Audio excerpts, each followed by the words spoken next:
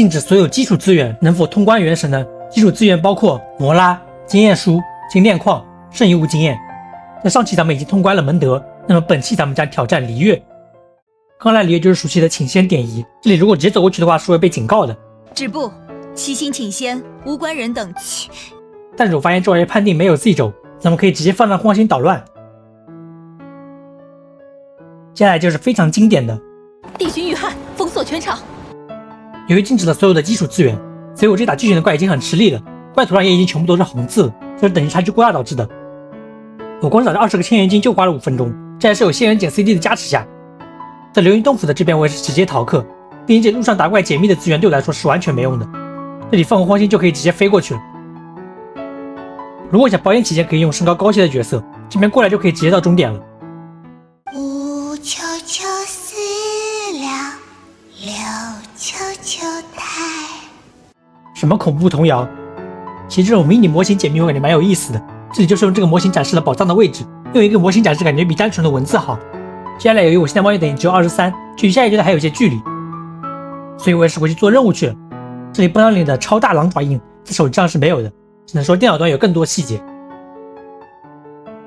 至于打狼王，因为有雷泽施用，所以也是非常轻松。其实这里如果需要打2阶段的话，哪怕有施用也不简单。我记得我第一次打狼王的时候就被血虐了，2阶段你不能快速打死的话其实蛮难的。不过这里不需要打死2阶段就完成任务。做完之后我终于解锁了一个很重要的功能，也就是历练点奖励，这玩意在24级解锁，解锁之后也是不用打每日了。要知道我现在打每日任务的怪也是超级吃力。迪卢克城任务这边也可以逃课，可以杀到几只怪节省时间。我才知道这玩意原来还有血条，没错，就是这个架子。为了满足我的好奇心，我也是足足等了10分钟，才等到史莱姆把这个架子给拆了。那么拆的效果就是这样的。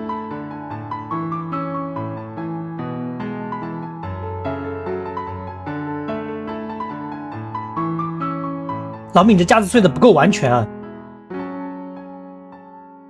又花了1小时，终于升到了25级。那么让咱们继续主线吧。哦，对了，25级还可以领个灵灵特来着。不过在这个过于变态的限制条件下，这些角色其实没啥用，除非我去杀上天之学有人来个角色升级。这里溢价环节我已经非常熟悉了，由于花的是公子的摩拉，所以也不算破坏规则。前2个人的价格底线基本上都在2/3，如果输家不同意加个500左右。最后一个人最实诚，只要1半就够了。去找叶阳的这里怪已经37级了，怪血量大概在5000左右。我这边一刀伤害40，只能说非常的刮痧。虽然技能我感觉我现在 DPS 大概在80左右 ，DPS 80这个数字感觉真的太陌生了。不过能刮就能打，无非稍微慢点。接下来需要到世界等级28，这时候就得去突破世界等级了。这里的最终挑战是限时的，我只能说我现在最怕的就是限时，这时连刮痧都不让我刮。挑战失败后我痛定思痛，虽然我的圣遗物只能有0级的，但是我发现有些圣遗物的套装在这个规则下有些厉害的。没错，它就是幸运儿套装。可以看到2件套给固定100防御，要知道我现在女仆防御就只有100多点，可以说提升巨大。重整旗鼓之后也是顺利通过。不过世界等级也随之升了1级，只能说挑战难度又上升了。现在去蒙德城也已经是高危了。在这之后我也是耗时2个半小时，终于升到了28级，终于开启了璃月的最终章破镜的克星。这里打鱼人众助于规避仇恨，规避了仇恨就可以不打这些怪了。在输出不够的情况下打鱼人众是最痛苦的。由于是我现在还带不了破盾角色，我得凑3眼5狼 buff， 也就是经典的要输出就没破盾，要破盾就没输出。是时候一展歌喉啦，加油！哒哒哒哒哒哒哒哒哒哒哒。唱歌唱出来的3朵片片花，咱们利用他自己的瞬移干掉他自己。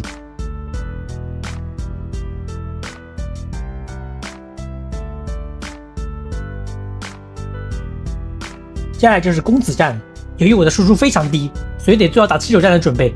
这站的黄金屋的边缘可以消除公子断流，1阶段公子非常容易打僵直，最后只用2次大禁欲就把他打死了。2阶段也是见到了我之前从来没见到过的招式。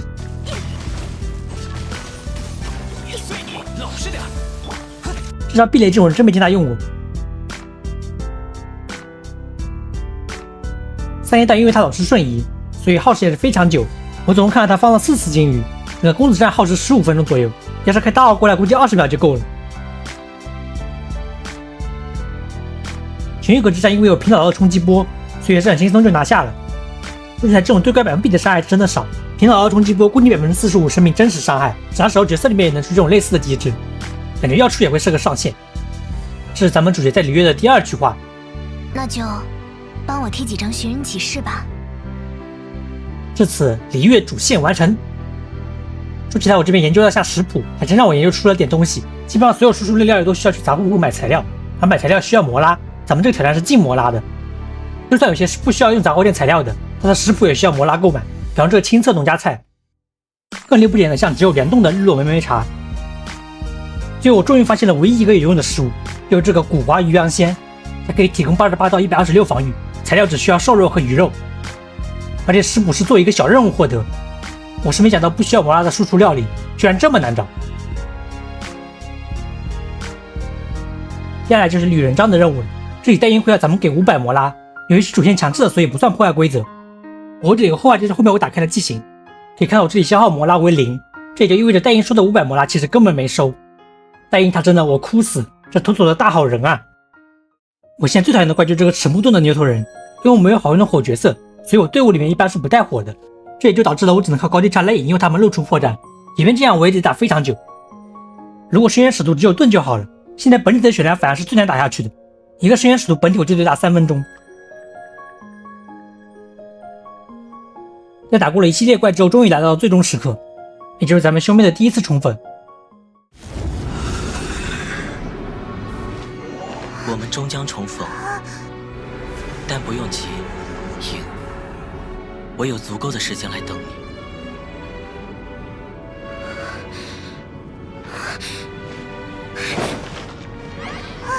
我们的时间从来都是足够的。所以这个时候我很纠结一件事情，那就是仇艾美莉亚还是仇叶兰。说实话，我真不知道无武器、无圣遗物、无等级情况下，这俩谁更厉害些？感觉其实都还可以。最后我也是选择放空大脑，俩池子轮流抽就行了。接下来就是前往到期的序章，咱们得去找一下北斗万叶。我发现第一场打的对手真的超逊，哪怕说像我这样站着不动，他也不会进攻。而如果咱们靠近他，只会后退，真不愧是近乎完美之人。这个时候怪已经49级了，在30级的时候自动升了1级世界等级。我打史莱姆就花了5分钟，真的超级肉，打到雷史莱姆都没电了。最后是成功完成序幕，璃月篇彻底完结。最后做个总结，角色方面其实没啥变化，运气比较差，5星还是没抽出来。这是武器库和圣遗物库，摩拉也攒到了300万。好的，我是秋名山，视频制作不易，求点赞、求关注呀，我们下期再见。